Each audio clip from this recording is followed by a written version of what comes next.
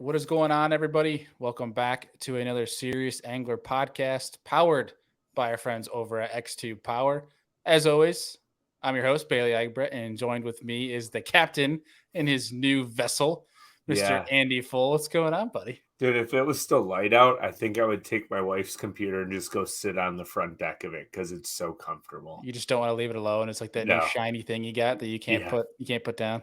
yeah, pretty much like I got right out of the water tank. I was like, wipe it all down because right now we had a huge wind event last night and Lake Erie and the river are like mud. So all the silt and stuff, when I pulled it out of the water, like the top quarter down was like brown on a white boat. And I was like, I gotta clean this. Like it instantly drove me nuts. I sat there for like 40 minutes wiping my whole boat down from the brown. And I was like, okay, it's clean. I can go home now. I don't blame you at all, dude. It's like when you're a kid, right? And you're getting into fishing. You're still. I mean, not that I would still honestly call myself in the honeymoon stage because I'm so obsessed with it. But like, when you're a kid and you're like in the honeymoon stage of like getting into something where you're just like you can't you're just like overly obsessed, and you get like that new nice fishing rod. Not like your starter kit type of deal, but like the one for your first rod and reel that you just like cannot put down. Like you're playing with it in the house, your mom's yelling at you because you're playing with it in the house. That's exactly what that feeling's like. Yes. Yeah. One day you will know when you get out of the pedal drive. Yeah, in 45 years when I can afford a boat, I will understand what that feels like. Just buy mine in 2 years. Perfect. You'll Yeah, be ready. I can afford yours in 35 years, maybe. Well, We'll talk when the time comes. yes. I don't know about that, but dude, we a couple of things for folks before we get into today's episode. We have a really cool show today. Our boy, Mr. Brennan Chapman from at itMolds is joining us here. We're going to talk some fishing, talk some molds, talk some itMolds juice, some custom bait making juice. So we have a bunch of folks that reach out all the time about themselves and their projects they do. So this will be a good one for you guys to tune into. But the new schedule for Bassmaster Elite Series was posted. And we're not going to roll through it today. We're going to have a whole show. We're going to get the crew, the fantasy fishing crew on. And Justin Hamner is going to join us. We're going to walk through that schedule and kind of what that looks like, get our takes, our opinions for it for the coming year of 2023. I'll let you guys know over social and on the next coming shows when that show is going to be so you can tune into it. We'll make sure it's live. That way you guys can get your comments in for that one as well. And it is currently September 2nd. If you guys are listening or watching this episode. Yeah, September 2nd. Yeah. My bad. You're good. So you have 3 more days to use the 20% off code for Omnia Fishing. So if you're trying to get your tackle orders in as the summer to fall transition is here and fall is upon us, the A-rig season, you're trying to save some money on some A-rigs because those things are not cheap. And especially if you get, the umbrella rigs that go through like 10 fish for one rig. It adds up. So save yourself some money. Go buy those and get yourself some itMolds Manic Mullet jig heads that Andy's been pouring. We posted a little bit on social media about those. Those are gonna make some freaking sweet A-rig jig heads. I think so. Yeah, that's gonna be bad to the bone, dude. Yeah. We're gonna talk to Brandon too, see if he differs on his jig head of choice for the A-rig as I don't even know. Us.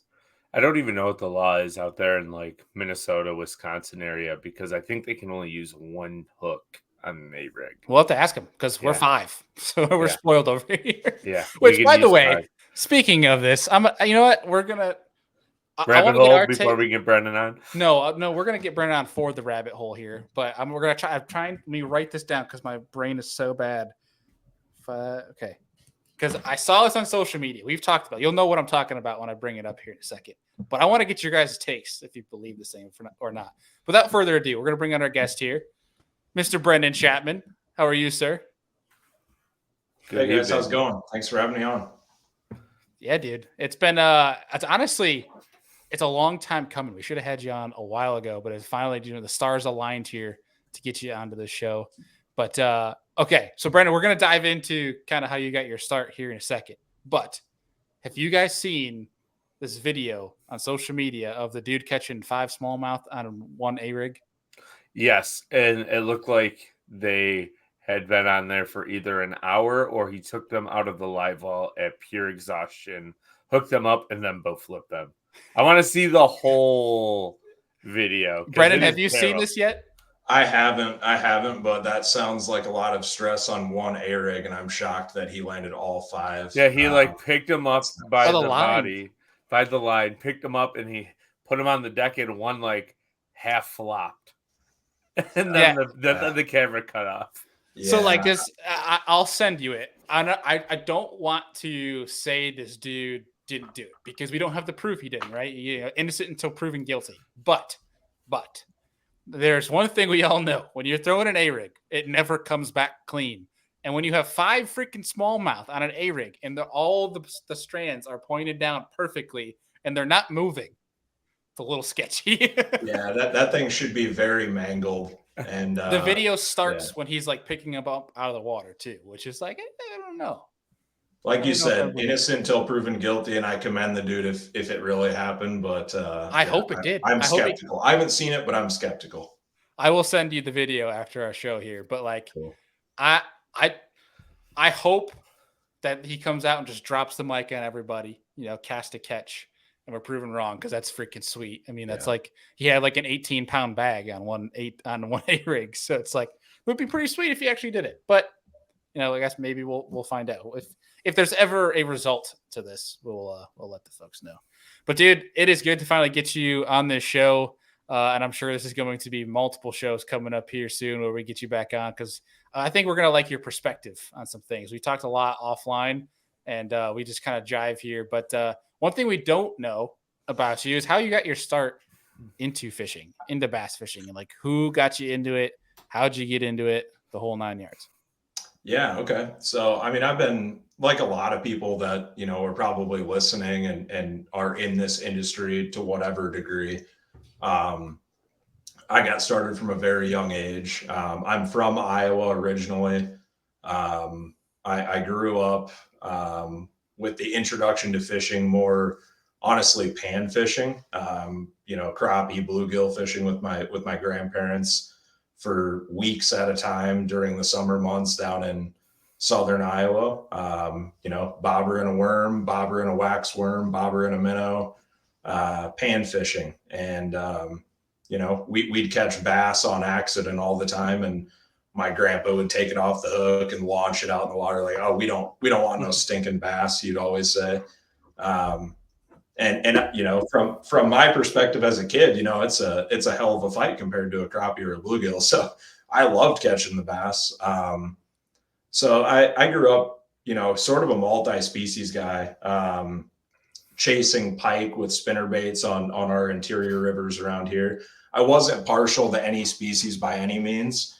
And then when I got a little bit older, I really started, diving into bass and finding out how to catch bass, perfecting the bass bite. Right. And, I was sort of a late bloomer, with the tournament thing. I really didn't even start fishing tournaments until probably 6 or 7 years ago. And then as soon as I started fishing bass tournaments, I was head over heels. I got bit by the tournament bug, and now, as far as I'm concerned, there's not another fish that exists than a largemouth or smallmouth bass. So I still chase walleye hard in the spring and late fall all the way through winter months. Just because here in Iowa, there's not another fish that swims besides a carp or maybe a pike, a sturgeon, that can get 10 to 15 pounds. So I still do like my walleye when I can't be bass fishing. It's a good way to stay sharp. And I think a lot of that walleye stuff translates over to smallmouth, especially, and just current and river fishing. Mm-hmm. So I still, target walleye heavily in the colder months, let's say, but I'm a bass head, and I will be till I die. So yeah. All in on bass. Dude, I've never really invested much time into walleye until I got to the position working at Gunpowder that I do now, and being embraced to, working with the teams at Humminbird, Minn Kota, and obviously, Berkeley and stuff like that. I get to work with the walleye guys. And what I am learning is these walleye guys, they are really, really, really, to your point of that these guys are good at, walleye is good also if you're trying to learn with bass. These guys are really good bass anglers. Like you look at like the Sturgeon Bay Open, and a bunch of these walleye guys whoop up on the bass guys. So dude, half the top 10 in the Sturgeon Bay Open are walleye guys. Yeah, you see a lot of the walleye. You see some bass pros hop in it as well, but there's more walleye guys that hop in that do well than the proclaimed bass guys. There's a ton of crossover, a ton of similarities in techniques, and a lot of things you could learn from walleye that you could take to bass and become a better bass angler. So I'll advocate that forever for sure. Yeah, we beyond Lake Erie or like the Great Lakes. I mean, we don't really have like these inland lakes like you guys have in the Midwest where it's like really good walleye lakes. Like in terms of size or numbers, like I don't know. Andy, would you agree about that in terms of New York? Yeah, like there's a couple Finger Lakes that have really big walleye in them. Just there's a ton of them in there, but they basically go pelagic. They start chasing bait fish all over the lake at like 15 foot below the surface. And they just eat so well that they're almost impossible to catch during the summer. Like there's lakes that we have walleye in, and you'll never see a walleye boat troll for them at night when the season opens because they just don't catch them.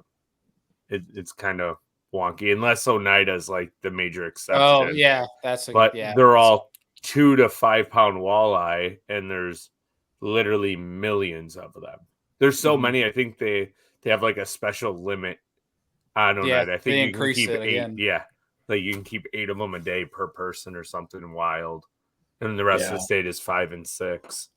Yeah, no, and I think too, like to elaborate a little bit. I mean, like when I'm doing my walleye fishing, it's no live bait. It's plastics. It's jigging plastic, cranking, or jerk bait, and those 3 things only.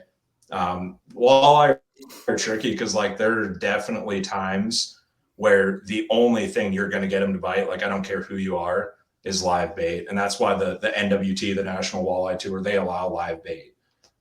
Because there are times, particularly in the summer months, where if you're not fishing a leech below a slit bobber or, a sucker minnow on what they call a windy rig, but us bass guys would maybe call a Carolina rig, you're probably not getting a bite. And it's the nature of the beast, but still have a ton of respect for those guys because it definitely takes a special skill set to go out and catch them routinely like that, especially big ones. Yeah, I mean, I feel like walleye at that point are a little bit more challenging than smallmouth. Smallmouth are a little bit easier to find for the majority of the time. But the guy that won the NWT championship was throwing casting gear with a 4-inch swim bait on a 3/4 ounce jig head, and he was watching them. He was sniping them on forward facing and cracking their butt. So that sounds like fun. And that was out in Dunkirk? Yeah, which is like John Hoyer, 45 to 50 minutes south of us. Okay, cool. Wow. Yeah, he caught like a 40-pound bag the first day, which is pretty wild. But to change topics because we're not a walleye podcast before we go down this. Let's stop talking about those nasty things. That's right. They do make good tacos, though. Like, can I show you a walleye real quick? I've never done this, but can I show you one? Sure. Okay. I have no idea where this is going. Oh, dang. Okay, you're actually going to show us a walleye. All right, that's a stud. How big is that thing? I don't officially know, but it. I don't like to advertise the weight because I didn't get an official weight, but the walleye calculation formulas online put it, right at 14.5 pounds. So yeah, my guess was going to be like 13.25. Yep. Yeah, off of a little inland river, a tributary to the Mississippi, about 3 miles up, and jigging plastic, lots of fun. Like and in late November, so awesome. Dang. Like I said, cold months, jigging plastic. It's a lot of things you could take over from that to bass. So late November, I'm dreaming of Lake Erie and 150 bass, and they're all giants. Yeah. That's usually the time of the year where I'm putting my boat away, and about the only thing I'm going to do other than, watch YouTube and learn about bass is go walleye fishing. Because by then around here, it's too damn cold to catch a bass in a lot of cases. So Yeah, you guys definitely close up a lot earlier than Yeah. than we do, which is, I mean, we were out New Year's Eve last year and had almost 30-pound bag of smallmouth. Wow. Unreal. But Yeah, but then 3 days later, the lake had ice on it. So, yes, Tight window. yeah. but New Year's Eve, baby. All right, so kind of getting back on a track here. I feel like we keep going all over the place, and I'm sure it's going to happen for the remainder of the show. But yeah, obviously you got the tournament bug that you mentioned. You know, what tournaments are you fishing now? Are you fishing local stuff mostly? Are you getting in any big ones? Like, what are you into? Yeah, so I fish. I guess big is relative, but around here, what you got to understand about our Iowa bass scene is like we don't have the bodies of water to support routinely, big field tournaments, like big as in 100+ boats. Our bass scene in my part of the state, which is Northeast Iowa, is primarily on the upper pools of the Mississippi River. So pools 8, 9, and 10, even 11. So I do jump in quite a few tournaments up there, some 100+ boat fields. On pool 10, I jump in, club tournaments.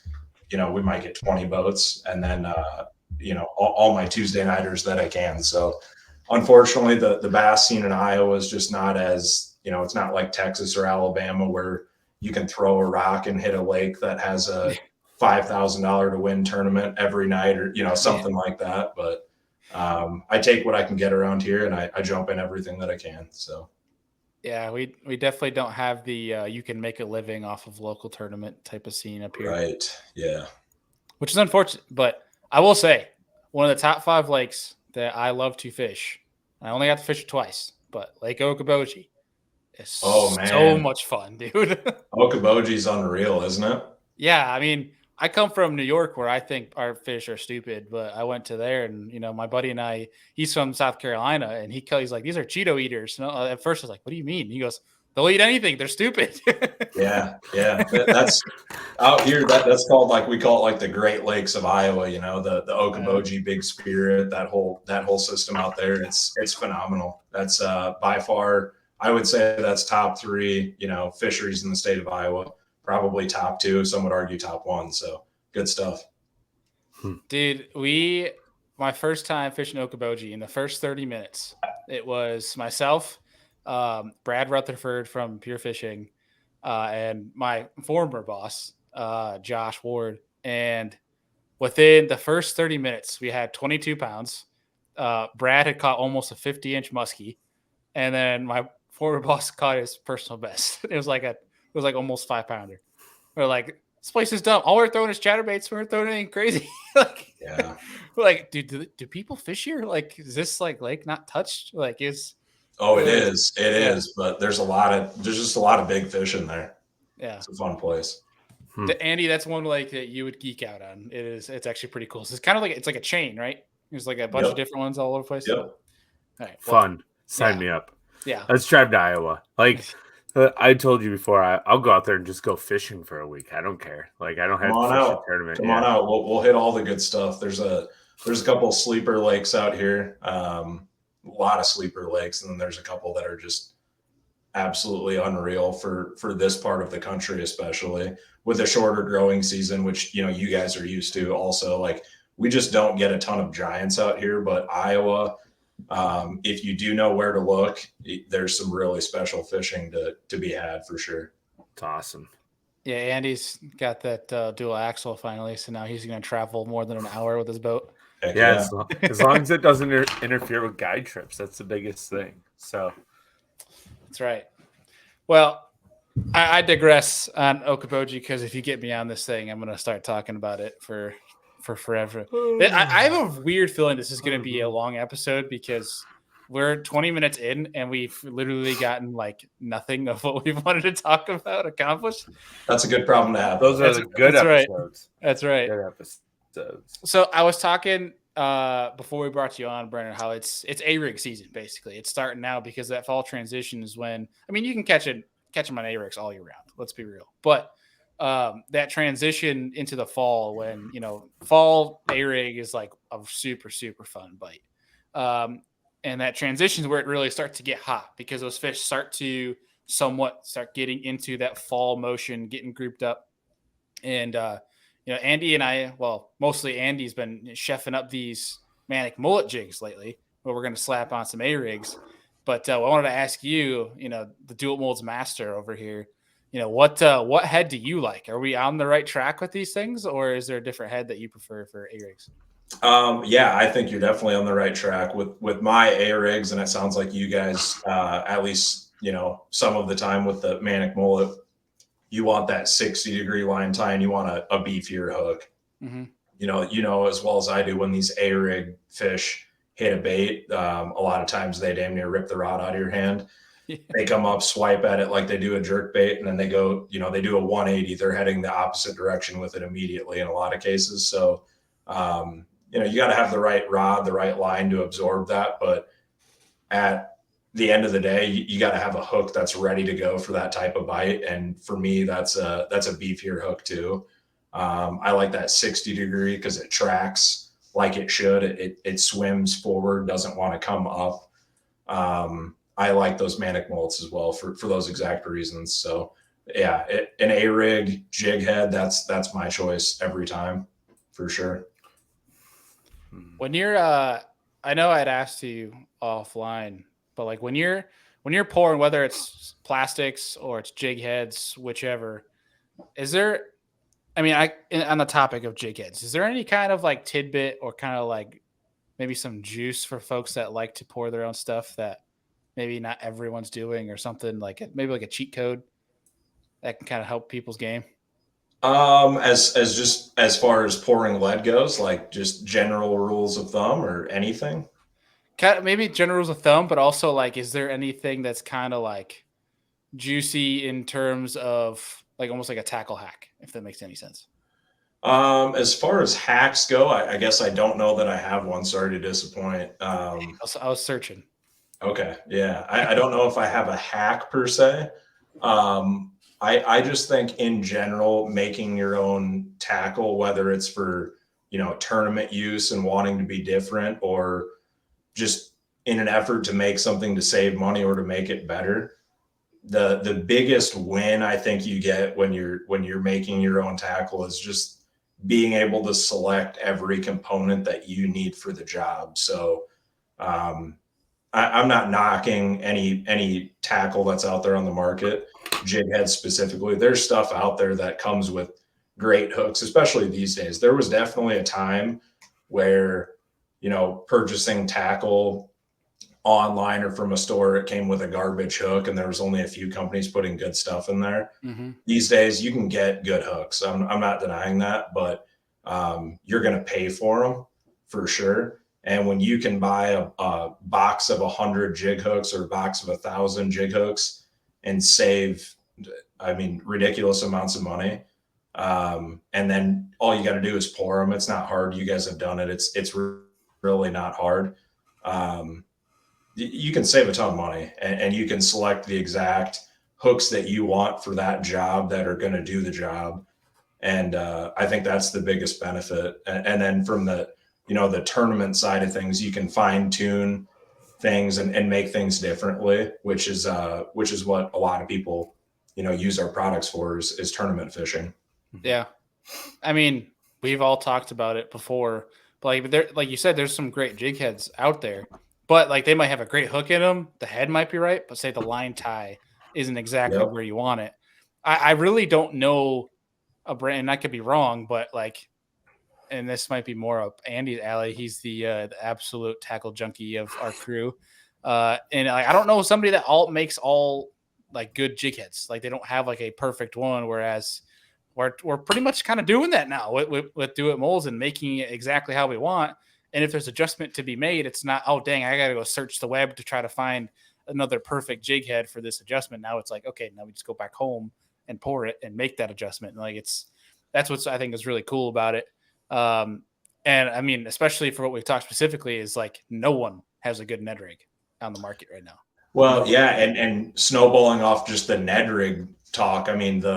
You guys know as well as I do, being upstate New York smallmouth anglers, like the lack of tackle that's fine tuned for smallmouth specifically it's a big miss, right? From a lot of these companies. And you buy a mold that, can accept just about any hook, and then you can put the hook in it that you need to battle Uh-oh. We're losing him. Uh-oh. It's a perfect freeze frame. Looks like he's sleeping. Yeah, it's good note. Oh gosh. You Still got me? Barely, but we got you now. Still got me? Yep. We got you now. All right, cool. The last thing we heard was they're putting like gear that can handle something. Yeah, no, I was just saying, like, the biggest miss from a lot of companies is that they're not making gear that's oriented to smallmouth guys specifically, right? And you guys know as well as I do, there's days where these smallmouth, you could dip anything in the water and they're going to eat it, and days where you need to hide that hook or be a little bit more cognizant of that the size of that hook and the strength of that hook always, right? Because you never know when you might hook up with a giant. And just being able to make that tackle that's oriented at those smallmouth specifically and do it at a cost-effective rate is a big deal. And Andy, I'm sure you being a guide, right, full-time, that's what you do for a living, being able to pour up a ton of these at an affordable rate. So if you go take a group out that hangs 50 jigs up in a rock pile and 58 casts, you're not, like, at the end of the day losing money, right? Like, you can still make a profit. So and it's also appreciate our gear. There's an adverse side to it too. You get a lot of guys that don't know how to set a hook on a Ned rig. Sure. So like fine tuning and finding the perfect hook that clients can just reel when the bait's 120 feet away, 150 feet away, 40 feet down, but it's fine enough and sharp enough and it won't flex out to where you can hook them without even setting the hook. And that's what we've been trying to do. You can do both with itMolds. So it's awesome. Exactly. Yeah. Just being able to fine tune that stuff is it's a big deal. And it's something our customer base definitely appreciates and recognizes. So yeah, it's a huge deal. And the part that's like makes me laugh is some of these companies, especially when we're talking like Ned rig or smallmouth specific, jig heads, pertaining is what we're really getting at here, that are very predominantly like they're from the South, and that's where a lot of their knowledge lies. And they have like a dang gaff for a Ned rig hook, and it's like, buddy, like, what are you throwing this on casting gear? Like with a 20-pound fluoro? Like we're talking, 8-pound fluorocarbon with lighter braid here, like that ain't gonna fly. Yeah, and they're talking about how it's like the bee's knees, and it's like, that ain't the deal. Yeah, it's a strong hook, but you're never gonna penetrate the fish's mouth. So yeah, right. Right. Like, I mean, yeah, it's stuff like that where it's like it makes me grateful that we can choose the hook that we want. I mean, was it the 5313 or the 5318, Andy, that we use on ours? Yeah, and also like, yeah, that's the 53 owner 5313, 5318. That's more fine wired, and then even the Gami 604 is pretty good too. Mm-hmm. So they all have a time and place depending on what client I have in the boat. Well, and especially when you like your smallmouth fishing, I mean the ability to be, I think the heaviest one I've seen on the market is like a 1/4 ounce, where like there's days where a 1/4 ounce won't even touch the bottom when the wind's kicking up on the Great Lakes or even a Finger Lake or some of the inland lakes, especially if it's fall time, you're fishing in the wind. I mean, you need something that's at least 3/8 to get down there. But exactly. Yeah. But I mean, let's kind of dive into, I mean, from a tournament standpoint, not just tournament standpoint, but like just bass fishing in general. You launched the boat. Like, what's your first rod you're picking up? What's your first move? Like, you had the choice of chasing brownfish or greenfish and catching them in a certain way. What is your first go-to? Yeah, I mean, around here, my first choice is definitely got to be greenfish. We've got plenty of smallmouth to go around here. You don't find them in a lot of our lakes. Like Okoboji, for example, is an outlier. They've got green and brown ones up there, but a lot of the lakes around me are all largemouth. And if they do have smallmouth, it's because a river flooded into it for a week, and a couple smallies got in there. I'm hoping that they take off and the smallmouth just completely dominate the lake, but fingers crossed on that. But sounds like you need some gobies. Yeah, maybe some gobies will show up on there. Maybe somebody will dump them in there. We'll see. We'll bring you some. Yeah. Eventually, gobies will be in every watershed because of geese and ducks. That's fine with me. So- Yeah. Wait. Backtrack. What? Oh yeah, Because of You don't- geese? yeah. You don't know how that works. No. Fish They eggs eat, get they on eat seaweed. eggs and poop them out in the lakes, right? Yeah, that's one of them. And then two, like when they land in lakes, sometimes they'll get like vegetation on their feet, and there'll be fish eggs stuck to that vegetation. Stays damp, and they fly to the next place. Then it gets in there. That's how pike get in like all these farmers' ponds, like just randomly. It's from fish eggs coming from geese and other things flying them in. That blows my mind. Yeah. So eventually, invasive species will make it to every watershed because of natural situations of geese traversing the United States north The to south. fact that they can live through that process is just kind of wild to me. Like, Well, I mean, it's not far, right? Like they hop from a pond to a pond. Like all of a sudden it's there. Like from the Erie Canal into a pond, or a Great Lake into a pond that's 15 feet away. Now they take off and it goes to the next pond and the next pond. It might take a couple thousand years, but it'll eventually get there. I don't have that long to wait. They need to hurry up and get here. yeah, that's right. Better No, than Asian carp. No, those things can stay the hell away. But I'll take all the gobies I can get. I'm surprised those are still a problem with the redneck ingenuity that they have in Kentucky. I'm surprised somebody hasn't figured it out. I did see a couple of press releases a while ago that was like they were trying to do something. You could see they were trying to like to be strategic with it, and they were like Asian carp recipes, like trying to show people how to cook them correctly to give people like the knowledge that you can actually keep them. But that's I was the craziest part. They're like a delicacy in like Asia. Like Japan and stuff, like they eat those things. You can find them in markets and stuff. They actually, I guess, taste pretty decent, which is wild because they're plankton eaters. They just suck all the nutrients out of the water. That's crazy to me. Yeah. Unreal. All right. So rabbit holes. Yeah. Here we go again. What'd you guys talk about on your Do It Mold show? We talked about goby eggs coming out of goose's butts. Right? Yeah. And Asian carp and how to eat them. Perfect. Yeah. All right. So you launched the boat. You're going after some greenheads. What's the first rod you're picking up? If I'm searching for them, let's say I don't know where they're at yet. I'm new to this place, or it's been a while since I've been on the lake, whatever. I'm probably gonna swim jig around until something slows me down. Or I'll flip a jig or a Texas rig as fast. I mean, put the trolling motor on 6, 7 and flip as fast as I can until something slows me down. But a lot of times that's going to be a swim jig for me.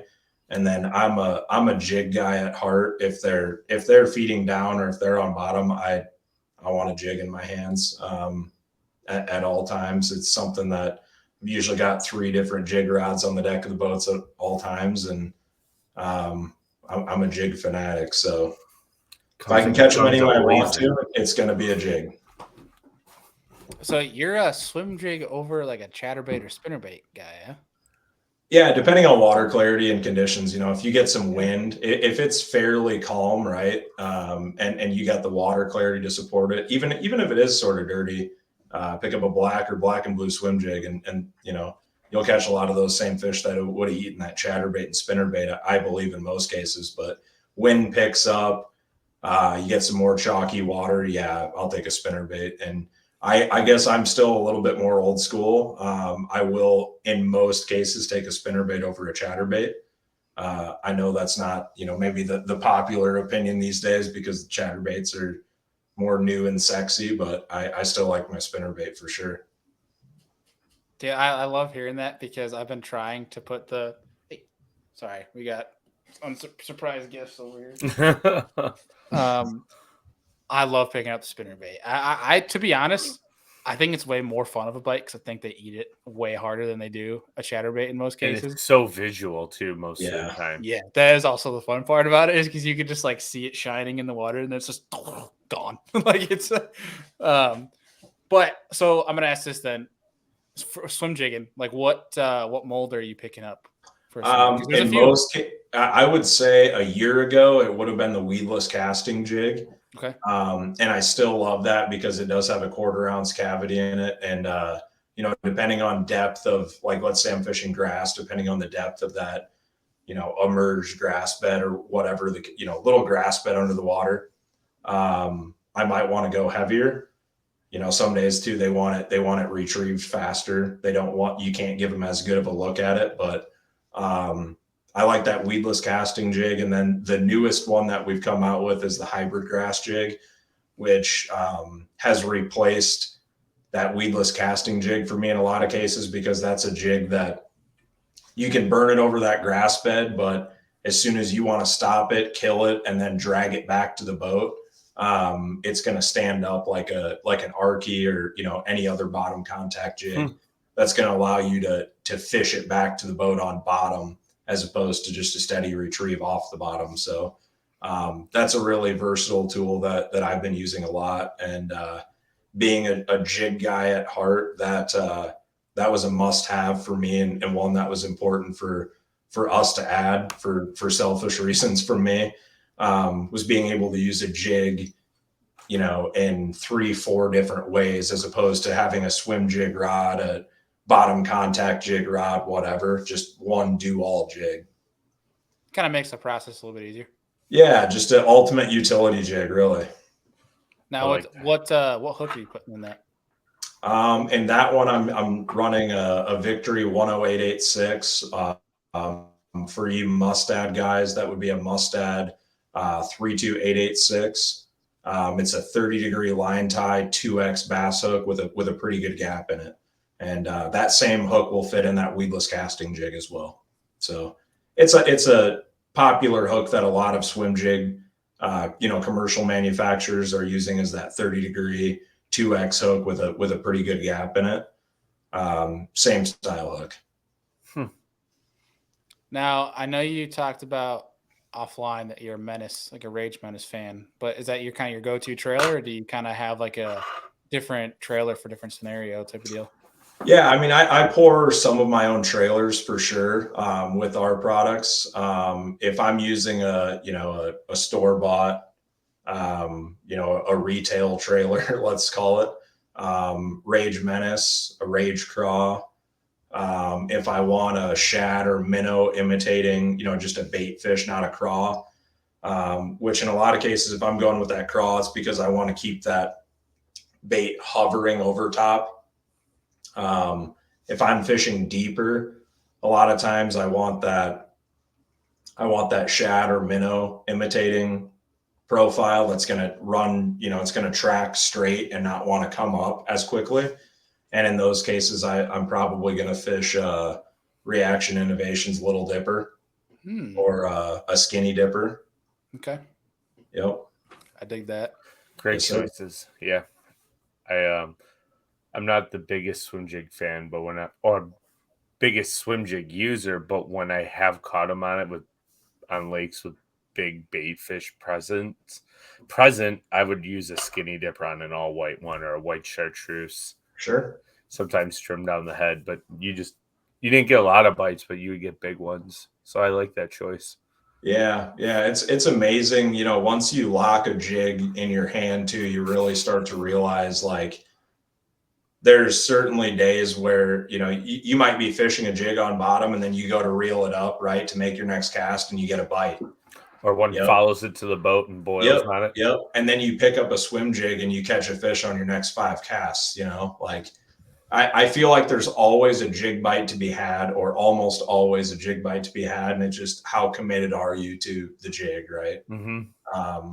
And I feel like a lot of techniques are the same way, where if you're that honed in, or you're that dedicated to that bite, you can dial in all those cadences and caveats and continue to get bites on that same technique. I feel like that bushy beetle will make a pretty good swim jig trailer too. Because if you like the Menace, it's got like a similar tail. And with that body being that flat, I feel like you could skip that sucker like a son of a gun. Yeah, no, it skips great. And then that's more of like that scenario where you'd want it to plane out and then come up, right? Because it's got that wide sort of flattened body. It's pretty narrow, but it's wide. So not a lot of depth there, but it's wide, and that'll, encourage it to come up faster. It's a great trailer for sure. I use it, predominantly as like a standalone flipping bait, but it definitely has its place as a trailer. I will tell you that there are going to be multiple days coming up within the next month or two where Andy and I are going to crush some beers and pour those bushy beetles, because I plan to punch the hell out of that in Louisiana coming up in 2 months. Sweet, yeah. That's such a thin body too. That's perfect. Mm-hmm. Yep, exactly. Yeah, that's what we wanted, was a streamlined profile. So if a guy wanted to punch it, it checks every box in that department. But then we kept in mind that this also needs to serve function as a trailer too. So kept it pretty balanced in that regard. But it's a fantastic standalone bait for flipping.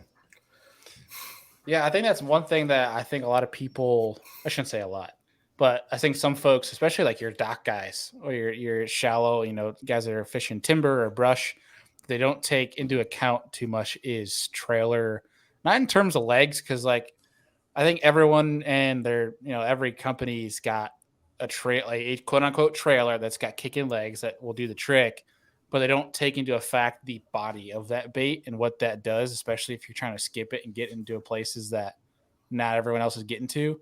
That profile is so key. And that thing being as wide as it is, especially being as wide as it is towards the tail, whereas it's skinny up by the head, where it's less for that fish to get in their mouth. I think that's pretty dang smart, because that's going to skip so well. It does. It's great for skipping. Yeah. And another thing too is, companies like try to really dress up the body portion of that bait, and they add texture. And while texture looks great to us, I don't know that the fish really care at all. And a lot of times what that texture does is just slow the bait down on the skip. It loses momentum so much faster. I think what we did with this one is we made it look pretty cool, but at the same time, it's got a ton of functionality. Because it doesn't have a ton of texture on that body section. It does skip like a dream. So heck yeah. I'm excited for that. I'm pumped. I like baits that look cool, but I like baits that catch fish more than the baits. Yeah. Same. Yeah. Same. Yeah, I mean, like talking about the new stuff, like that katana craw is going to be pretty dang sick on like a finesse flipping jig. I'm more a proponent of, I'll be honest, I'm not a big fan of picking up a big jig. Like I have more confidence in picking up a small tungsten finesse jig, something like that. Like those smaller profiles. I'll change your mind. Just come out here. I'll change your mind. Give me one day. I mean, I know it works because Andy will do it, but like when Andy's flipping that, like I'm flipping like a tiny tungsten little jig. Yeah. You know what I mean? I mean, to be honest, I mean, one stayed away from you, like the fighter. That's like kind of his movement is that small little profile. Which I don't know. I feel like that katana crawl is going to be perfect for that. Yeah, no, I mean, it was originally, the idea was that it's going to be a Ned trailer predominantly. I don't want to give up, too much, but let's just say there's probably a bigger one of these coming. Like, let's just say there's probably a bigger one in the works, like in that book. But yeah, no, it's a phenomenal little bait. And I got buddies that punch these. They'll put like a 2/0 EWG and a 1/2 ounce tungsten on the front of it, and they punch them, and they've caught a lot of fish doing it. I've never done it. I'll be honest, I've never tried to flip one or punch one. It's always been a Ned bait for me, but it sounds like it's something I need to try. Yeah. But no, it's a sweet little bait for sure. It's full of action. There wasn't anything, honest to God, there wasn't anything on this bait that we put there without purpose, right? Like everything serves a purpose on that bait. So yeah, it's one that we're really proud of. We worked really hard on it, and it's a cool bait. I think it's pretty dope. Yeah. So here's a question for you. Mhm. Are you a believer of scents? Absolutely. Yeah. Absolutely. Has anyone, okay, this will be a two-parter. What is your opinion on bait fuel? I'll be 100% honest with you. This one's easy for me to answer because I've never used it. So I know I just answered that like I'm a huge believer in scents and that I've yet to try bait fuel, but just being 100% honest, I've never tried it. My philosophy with scent is that it will never hurt you. It can only help you. Why not add it? Yeah. I'm a big believer in Max Scent. I'm a believer in Gulp Alive, in Power Bait, and everything they've got going on with Pro Cure and Smelly Jelly. Use the hell out of all of that stuff. Never tried bait fuel, so I can't answer that question. Okay, here's my second part to that question. Has anyone tried putting bait fuel while they're pouring the plastics? Have you heard of I that? don't know, man. I don't. I've never heard. Maybe there's some guy out there that's doing it that's just whacking on them and we're missing out, but I don't know. Andy, it's time to film, buddy. There you go. Yeah, I guess I'm just curious how like the chemical reaction process would take place inside the little Pyrex bowl that we're microwaving to, Well, pull here's the plastic out. thing. Here's the thing. Brennan, either you're going to get a call that you need to tell your folks to do this, or you're going to get a call of like, do not do this. Right. Well, here's my Andy's in the plan, right? hospital. Don't do this. I'm gonna be the lead guy, and Bailey's gonna do the soft plastics because I'm terrified of burning myself. Sure. So Bailey's gonna do the plastics, and I'm gonna sit back with a beer and watch and hope he doesn't burn his hands off. Bad news for you. Lead melts at a higher temperature I than know. plastisol, so you're really at more risk than him. But I you got to spread out the risk. I get it. Yeah. I mean, I can't be scenario. 100% risk here as Right. Bailey's sitting filming. You Right. know, You have a kid, right? Bailey Yeah. doesn't. So Yeah, I Bailey got is a 3-year-old. doing all of this. I guess I'm just the guinea pig. Yeah. I guess worst case scenario. Did you guys see the thing with the power bait noodling glove for like the Oh, April that was 1st thing? awesome. Yeah. I guess worst case scenario, if I get some on, I got my own little power bait noodling glove, but it's bait fuel. There you go. There you go. Oh, that's good. I mean, hey, it's worth a shot. I mean, I'm curious to see if anyone's done it. I mean, there's some dang really good guys that are pretty dang creative on the itMolds team, and I kind of want to ping and pick their brain to see if they've tried it yet. But if it works, I mean, dude, especially if bait fuel works, I don't have enough time with it yet to know. I've used it and it's worked for big fish for me, but then again, I've gone next cast the Max Scent and it hasn't been any different. So I've seen results. Every result I've had is either it's adequate or Max Scent is better. Yeah, I just feel like with any scent, it's only offering an advantage to you. It's never going to hurt you. At least that's what I feel. Maybe the scientists at Berkeley feel different. You put a different scent in front of a fish and it swims away. But in my experience, it can only help you. So I'm a big believer in scent. Yeah, I mean, I'll be honest, dude. Max Scent is. There's baits where I'm like super confident in that they're gonna catch me fish, and then there's Max Scent for me. I don't know what it is. I think what it was is when you really see the scent dispersion, kind of how they show that, and how like especially some of the lakes that we fish, like Great Lakes, that have obviously an underwater current. Especially when we're talking smallmouth that are moving around way more typically than largemouth do. It's way easier to pick up on scent trails. And I think, at least for Max Scent, proof's in the pudding from like a smallmouth there that it works. I was just going to say, I think the smallmouth guys have a greater appreciation for scent in general, but especially Max Scent. Yeah. And then in those warmer months when that water, I'm not a scientist, but I believe in those warmer months that scent trail can flow easier. They can track it easier. And I think those summer months, especially if you're not utilizing scent, you're doing yourself a disfavor, if that's a word. So use it when you can, in my opinion.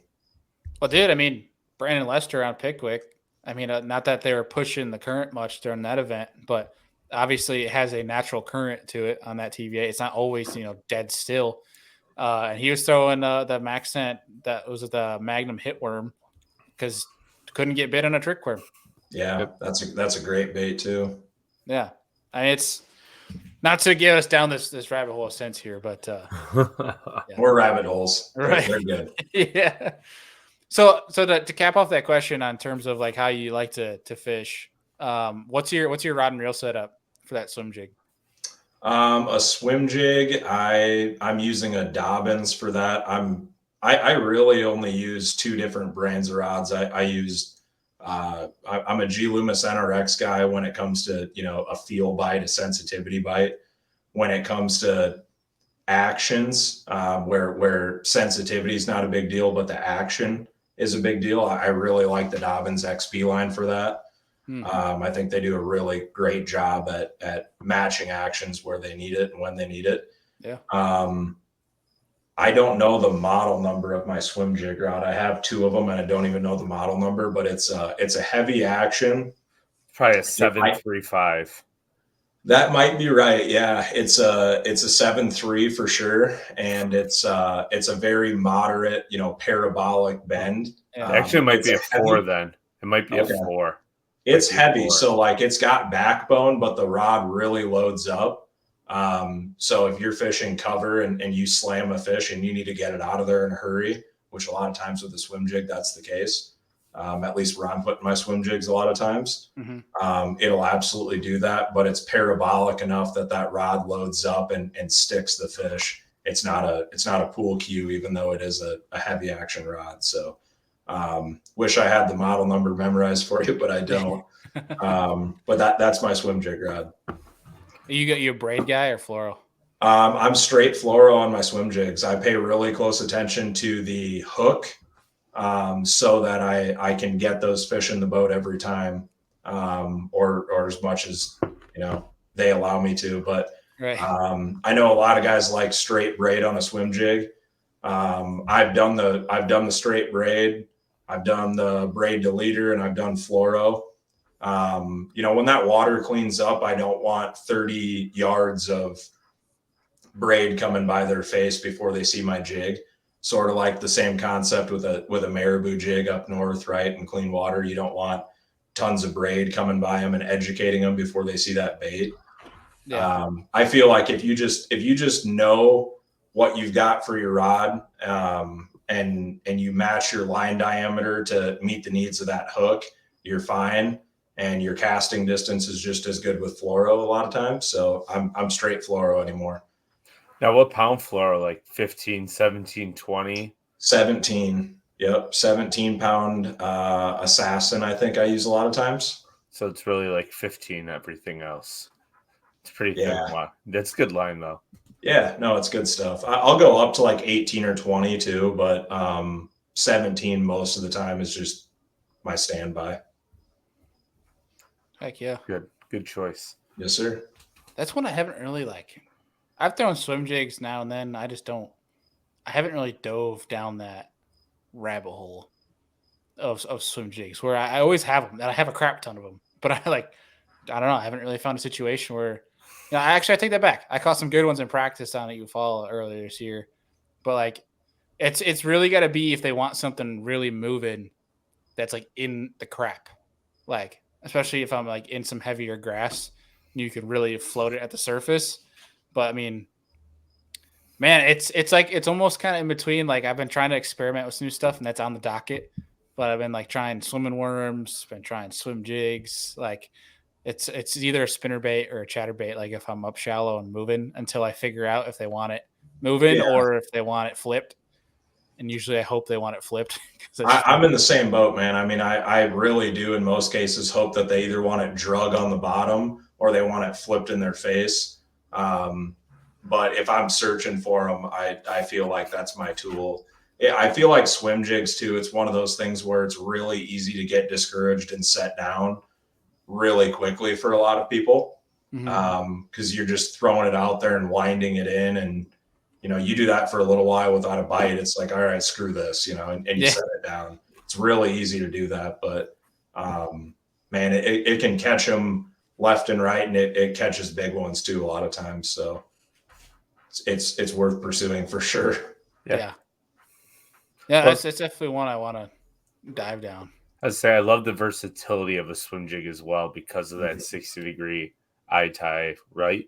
You can, 30 degrees. Sorry. I'm In some thinking cases, but there's Yeah, 60s out there. Yeah. So, but the versatility of the right hook and the right swim jig with the right head, you could crawl it underneath the dock. You could swim it underneath the dock. You can turn around and flip a clump of milfoil if you want, and then burn it over some lily pads and through some lily pads.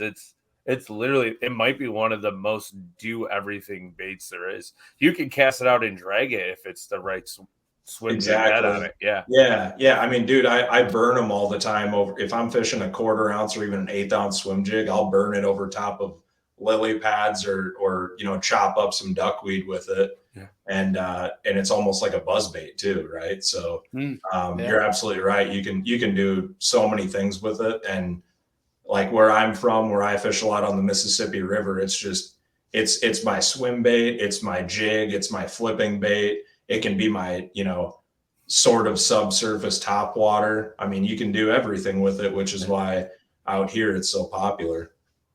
And then you can like the buzzbait packed with it too. Like if you got the right trailer and the right weight and the right rod and the right line, you could literally make that thing wake like a wake bait as it comes through, and they'll get that shimmy. And I've seen people on watching some like videos and stuff where there's like that inside grass line, but it's matted, but they're casting it to the bank, swimming it, and then they'll hop it up on top of the mat and kind of almost like retrieve it like a frog, and they'll come up and eat it through the mat on a swim jig. And I'm like, that is insane. Yeah. So no, it's a powerful bait. I mean, it's not swim jig is one name, but it's definitely not just one meaning for sure. It's a jig. It's a jig. Do all. That's right. Yeah, that hybrid grass jig sounds fun as heck. Yeah. And going back to just being a jig fisherman and fishing the Mississippi River, that concept was a must-have. Just being able to have a swim jig that, let's say you're flipping a grass line and that there's a brush pile 10 feet out, rather than burning that swim jig back in and grabbing another rod to flip the brush pile, just to be able to slow it down, let it hit bottom and jig back to the boat, and get bites that way too. That was important for me, like I said, selfishly for me. But how many times when you killed it on that brush pile have you gotten just destroyed? Like you're burning it and all of a sudden you're like brush pile and you just drop the rod tip and all of a sudden your line's going left. You're like, oh, that was easy. Yeah, dude, it definitely happens. It definitely happens. Yeah. It's awesome. That is too much fun. It's something we're going to divulge in. I mean, especially on the channel, we have some more itMolds, kind of like the pouring, because I like to educate on that. And then we have a bunch of stuff we want to pour, obviously, for the fall time. But that's one I think we need to start installing some clips, especially like that swim jig stuff. Dude, those bites are like mean. Whenever I can't speak on many of them, but I mean, obviously, you being a swim jig fisherman, Brennan, that is something that so there could be some cool action shots. But we got obviously a lot in the hopper here. But I think if people haven't understood the point yet, is that you can do a lot of things, especially if you're creating it yourself. Let's do a shameless plug here. You can do it all. Wow, that's funny. That's never been said before. I've never heard that. Wow. And with that, we're going to say goodbye to Brennan today. I'm out. That's enough for me. Hey, I just had to say it. Sorry. He's like these guys. He's like these jabronis on here. Oh, that's funny. Well, we are actually going to wrap it up here in a second. But being it's your first time on the show, Brennan, and definitely not the last, we have a question for you. And that's, we always kind of just spur the moment. But if you listen to our show, so you obviously, I think, know what's coming. But if you could sit down and have dinner with 3 different individuals, have a nice steak, have a beer, maybe 10 beers, whichever you'd like. But 3 different individuals, they don't have to be the fishing industry. They could be alive 1,000 years ago or currently, it doesn't matter. Any 3 individuals, pick their brain over a steak and beer. Who you gonna invite? Oh man. Okay. I think one of them has to be in fishing, naturally. I'm gonna say I've had the pleasure of meeting him and talking with him a bit, just to keep the party alive, because we're going the 10 beer route in my camp, not just one. This is why we get along, folks. Yes. So that said, you got to have Matt Robertson along, just to keep that party alive. Pants or pants on? Whatever he prefers. Yeah. I don't care. Whatever keeps the party going. I feel like Matt Robertson prefers to be pantless, like just in his undies, because you see all these videos of him fishing and he'll be jumping in the water in his underwear. So yeah. I think he's just perfectly comfortable being there. Yeah, the only ask I think I would have in that scenario is that we get him maybe some like black or gray whitey tighties, not the white whitey tighties. But if he wants the whitey tighties and that's what he's comfortable with, I'm not gonna, step on his toes. But I'll take Matt Robertson in my camp. I'm gonna say Joe Rogan for sure. Yes. We'll take Joe, and then take Johnny Cash. We'll bring Johnny back, and we'll take Johnny Cash, and we're gonna have a good time. I like that. Is that good with you guys? Good trio. Yeah. That's a great trio. Cool. Good. I can't do anything on these shows without my cat getting interested and coming in and just like making a mess. Like, I don't think it likes that I am on these shows because it really just trashed my corner of stuff. But back to your point, I love that three because you got the entertainment, you got a guy that can sing, and Johnny Cash. You got Joe Rogan, who's going to throw some wild topics to discuss. Yep. And you have Matt Robertson, who will probably contribute very well to that discussion because he's pretty intelligent and just because he's wild. And you get to just drink the beer and enjoy the conversation. Yeah, I'll sit in the corner and drink my beer and shut up and just watch. That would be amazing. Yeah. Fair enough. Well, dude, what is coming up for you? Any big tournaments or anything like that? Anything up? Yeah, I've got kind of the last hurrah. We had a 100-boat series on Pool 10 of the Upper Mississippi. Top 20 at the end of the year go to the Classic. It's a 2-day tournament on Pool 9 and 10, and I qualified, so we're fishing that. It's a 2-day tournament on 2 different pools, so that's going to be interesting. You got to decide, do you want to spread out your practice between the 2 pools or go all in on one and wing it on the other? So I haven't quite decided what I'm going to do for that yet, but all I know is I'm fishing. Got a couple other, kind of mid-range tournaments coming up, and then that's about it. After that, it's all fun fishing. So it's kind of a bittersweet deal every year this time of year because the tournaments are done, but then it's all, fun fishing from there. So haven't decided where I'm going yet exactly, but I've got one big trip planned to Texas in November to try to go catch a giant largemouth. I have no idea what to expect, but I'm in great hands with Ben Milliken. So I'd say you are awesome. He'll put me on something. I'm confident in that. So we'll see what happens. I'd say you'll be around him, bud. I think so. Yeah. We'll just try not to screw it up. That's what I've been telling myself. Just don't screw this up. So, it's just fishing, man. It's all Right. So hopefully we get to do some cool stuff with Live Scope. I got a feeling we will. And I'm a forward-facing sonar guy myself, but I got a lot to learn, and that's a great guy to learn from. So that's for sure. That's really what it's about, is just going to try to pick up the crumbs that he's willing to share. I've spent quite a few days in his boat learning, but can never have enough. So we're going to go do that again.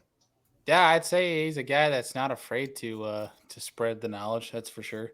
Yeah. Which, next Tuesday, we have Mr. Milliken actually coming on Tuesday Night Live. He's coming on to he's been on the show a few times. We're going to break down some summertime into that fall transition with big swim baits.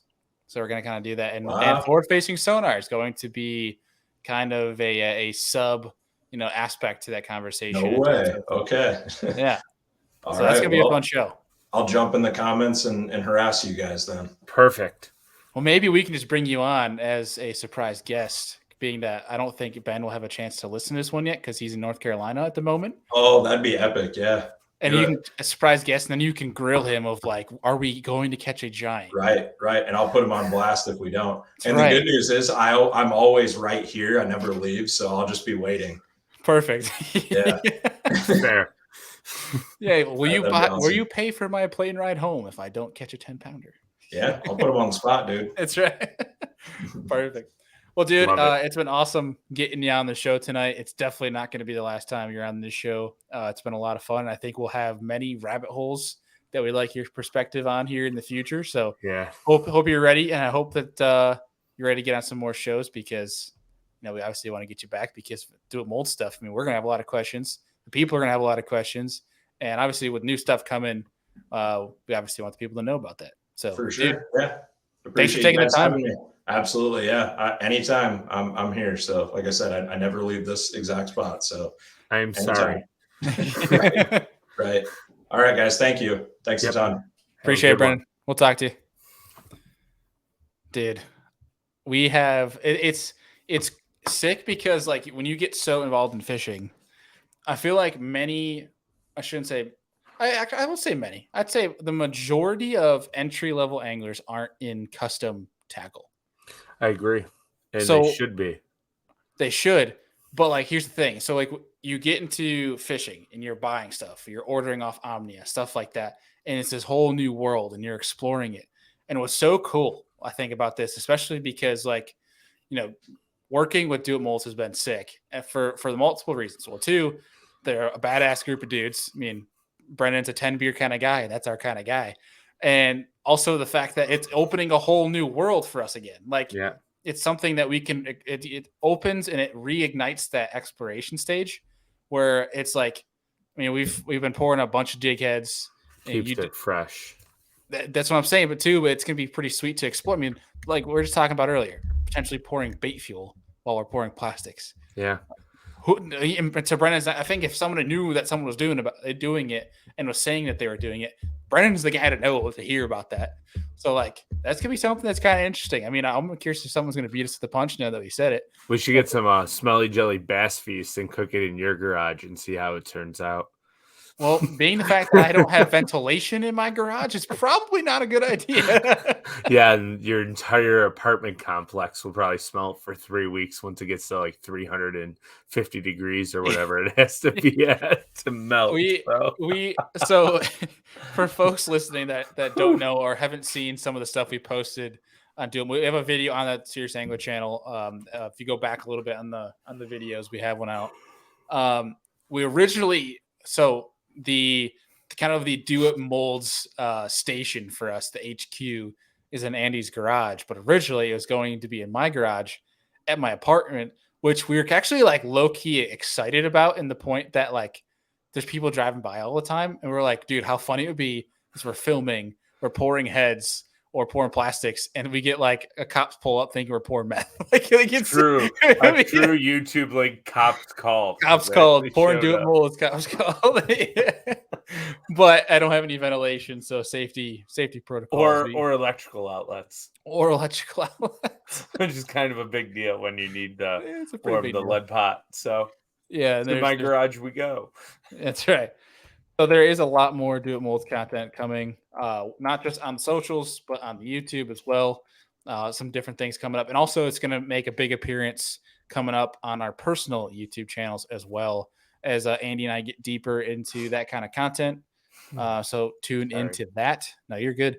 But again, big thanks to Brennan for joining us. He's going to be a constant on this show moving forward, as we're working with Do It Molds, and they're, like we said, amazing group of people. So if you guys want to get anything for yourself, you want to get some starter kits, such like that, go down in the show notes in every show, and I'll get you a link directly. It'll take you right to Do It Molds. But Andy, you got anything for the folks to know? Any dates coming up that they can come up and catch some big old Lake Erie smallmouth? Next week, I have Thursday, Friday open.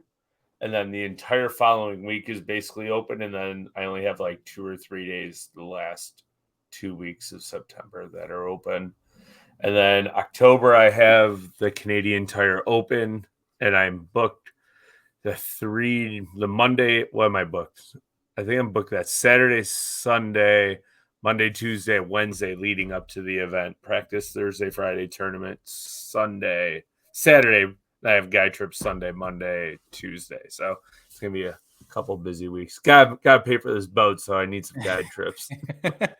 So, well, if you guys want to get on some big old smallmouth, because as the weeks go on here, it's only going to get better and better. And if the weather cooperates, you will have the time of your life. So either reach out over email, but the best way to get in touch with Andy is follow him on social media, and then I'll get you directly in touch with him and he can set it up.